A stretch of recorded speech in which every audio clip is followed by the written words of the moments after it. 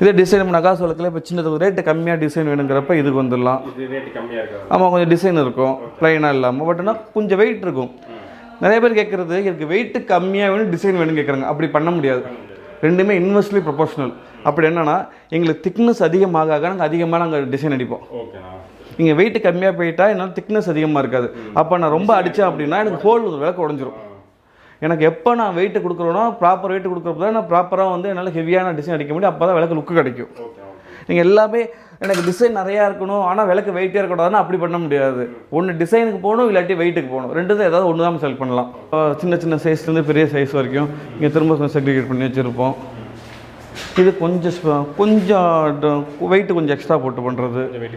ஆமாம், இப்போ இதெல்லாம் பார்த்தீங்கன்னா மெல்லிசாக இருக்கும். இப்போ இதை பார்த்தீங்கன்னா இது அதோட கொஞ்சம் வெயிட்டு தெரியும். இது கையில் தூக்குறப்ப ஃபீல் பண்ணுறீங்களா? இப்போ இதெல்லாம் உங்களுக்கு கேஜி கணக்கில் கிடையாது, பீஸ் கணக்கு தான். இது இந்த